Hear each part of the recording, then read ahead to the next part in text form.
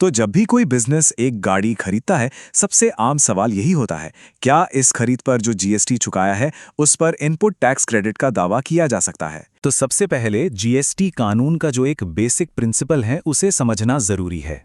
देखिए, एक सामान्य नियम है कि कुछ खास तरह के मोटर वाहनों पर आईटीसी का दावा करने पर रोक लगी हुई है। इसे कानून की भाषा में ब्लॉक्ड क्रेडिट भी कहा जाता है।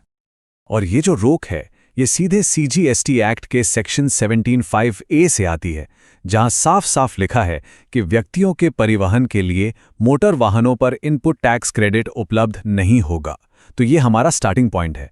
नियम तो यही कहता है कि क्रेडिट नहीं मिलेगा, पर सवाल ये है कि क्या इसके कुछ एक्सेप्शंस भी हैं? चलिए इस नियम और इसके एक्सेप्शंस को अच्छे से समझने के लिए सबसे पहले ये जानना होगा कि कानून की नज़र में मोटर वाहन का मतलब क्या है, क्योंकि सारी कहानी यहीं से शुरू होती है। अब एक इंटरेस्टिंग बात यह है कि जीएसटी कानून में मोटर वाहन की अपनी कोई परिभाषा नहीं है।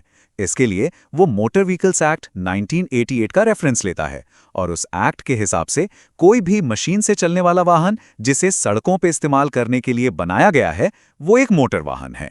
इस पूरी परिभाषा में यही हिस्सा सबसे ज्यादा जरूरी है। इस डेफिनेशन के दायरे में सिर्फ बनी बनाई गाड़ियां ही नहीं आती, इसमें कुछ और चीजें भी शामिल हैं, जैसे कि एक चैसी जिस पर अभी तक बॉडी नहीं लगाई गई है, या फिर एक ट्रेलर। कानून इन दोनों को भी मोटर वाहन ही मानता है।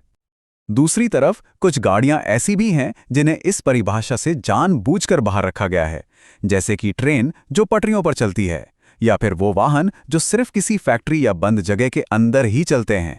इनके अलावा 25 सीसी से कम इंजन कैपेसिटी वाले 2 पहिया या 3 पहिया वाहन भी मोटर वाहन नहीं माने जाते, और इसका सीधा मतलब ये है कि इन सब पर आईटीसी क्लेम किया जा सकता है। ठीक है, तो अब आते हैं पैसेंजर व्हीकल्स पर, यानी वो गाड़ियां जो लोगों को लाने ले जाने के काम आती हैं। यहां पर नियम थोड़े और डिटेल्ड हो जाते हैं। पैसेंजर व्हीकल्स के केस में आईटीसी मिलेगा या नहीं, ये तय करने के लिए एक नंबर सबसे ज्यादा जरूरी है, और वो है 13। ये नंबर है गाड़ी की अप्रूव्ड सीटिंग कैपेसिटी, जिसमें ड्राइवर की सीट भी शामिल है। तो नियम बिल्कुल साफ है, अगर किसी पैसेंजर व्हीकल की अप्रूव्ड सीटिंग कैपेसिटी ड्राइवर को मिलाकर 13 या उससे कम है, तो उस पर आईटीसी क्लेम नहीं किया जा सकता। ये एक जनरल रूल है, इसे ब्लॉक्ड क्रेडिट माना जाता है। लेकिन इस 13 सीटर वाले नियम के 3 बहुत जरूरी एक्सेप्शंस हैं। मतलब अगर गाड़ी इन 3 खास कामों में से किसी एक के लिए इस्तेमाल हो रही है, तो आईटीसी मिल जाएगा, भले ही सीटिंग कैपेसिटी 13 से कम हो। पहला, अगर आप एक कार डीलर हैं और उस गाड़ी को आगे बेचने वाले हैं। दूसरा, अगर आप उस गाड़ी से यात्रियों को ट्रांसपोर्ट करने का बिजनेस करते हैं, जैसे टैक्सी सर्विस। और तीसरा, अगर आप एक ड्राइविंग स्कूल चलाते हैं और उस गाड़ी का इस्तेमाल ट्रेनिंग देने के लिए करते हैं। और अगर गाड़ी की सीटिंग कैपेसिटी 13 से ज्यादा है, जैसे कि एक बस या मिनी बस, तो नियम एकदम सीधा है। ऐसे वाहनों पर आईटीसी आमतौर पर मिल जाता है। पैसेंजर व्हीकल्स के बाद अब देखते हैं माइल्ड होने वाली गाड़ियों को, यानी गुड्स ट्रांसपोर्ट व्हीकल्स, जैसे कि ट्रक। इनके लिए क्या नियम है?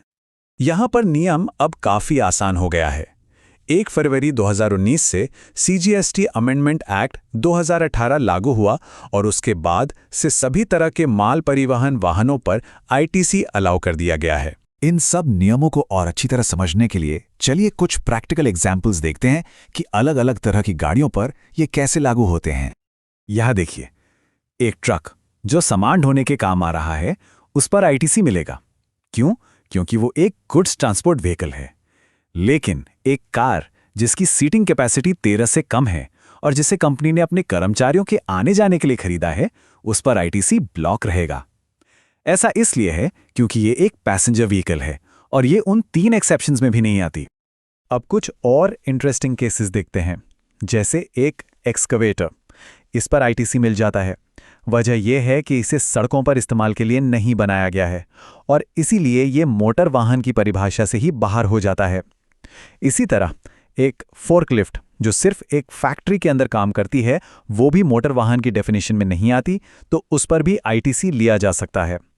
तो यहाँ पर जो डिसाइडिंग फैक्टर है वो है गाड़ी का प्राइमरी डिजाइन और उसका मेन पर्पस। 25 सीसी से ज्यादा इंजन वाली 2 व्हीलर्स पर आईटीसी आमतौर पर ब्लॉक रहता है, जब तक कि उन्हें बेचने के लिए ही न खरीदा गया हो, यानी वो फर्दर सप्लाई वाले अपवाद में न आए। तो इस पूरी बातचीत का निचोड़ क्या है किसी भी गाड़ी पर आईटीसी मिलेगा या नहीं, ये तय करने के लिए खुद से ये 4 सवाल पूछने होंगे। पहला, क्या सीटिंग कैपेसिटी 13 से ज्यादा है? दूसरा, क्या इसका इस्तेमाल उन 3 खास अपवादों में से किसी एक के लिए हो रहा है? तीसरा, ये गाड़ी यात्रियों के लिए है या माल ढुलाई के लिए? और चौथा, क्या ये कानूनी तौर पर मोटर वाहन की परिभाषा में आती है?